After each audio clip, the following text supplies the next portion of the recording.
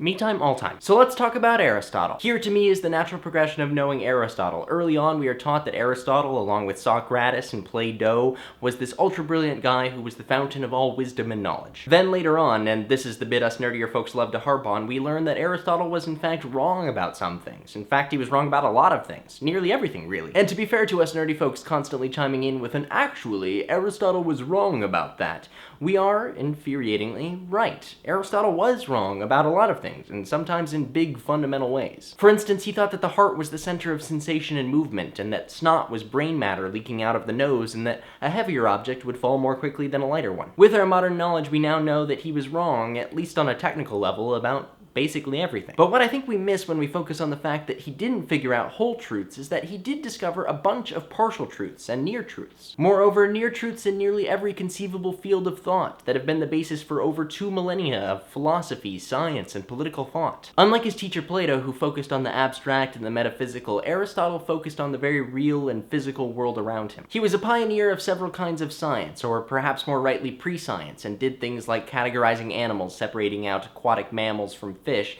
and studying early physics. He concerned himself with issues of politics, trying to parse out what the purpose of a city or a government might be, and then, once that's established, what the best form of government to fulfill that purpose is. He too tackled issues of ethics and what a person must do to fulfill their own purpose as a human. I'll give you a hint on that one. It turns out the purpose of a person's life is to become a philosopher. Conveniently like Aristotle. Aristotle knew just about everything there was to be known in his time, and then some. And while I'm in the business of defending him, I think it's important to remember that while Aristotle's answers may not have been themselves fully true, we sometimes need half-truths before we can go on to take the further step. Without Aristotle's wrong answers, it's very possible that some scientists wouldn't have had the correct basis to later get it right. Sometimes we do need to learn things incorrectly before the full truth can make sense. It's a sort of stepping stone truth. For instance, think about how we are taught gravity. At an early age, we learn that gravity is this force that pulls all things towards the center of the earth, and that's conducive to our observable experience, so it makes sense. Then later on, we inevitably learn about gravity in Newtonian terms, as a force that is connected to all matter, and the reason things fall down is because the Earth is the largest piece of matter near us. This idea of all matter pulling with gravity is not immediately verifiable by our experience, and taken on its own, it might not make sense,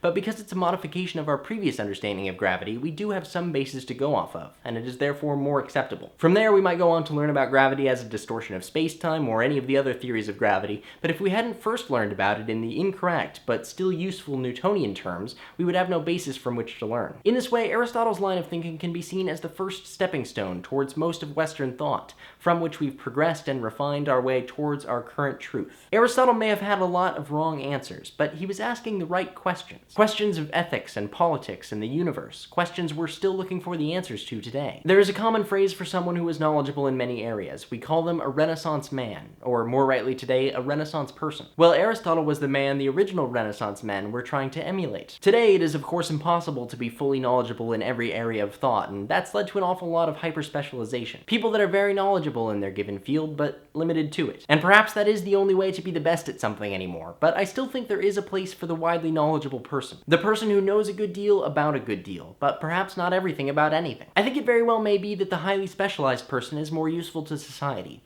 After all, we don't really need our aerospace engineers to know anything about political structure. However, there is inarguably something very personally satisfying in learning broadly, and I think there is certainly still a place for those looking to follow the path that Aristotle began.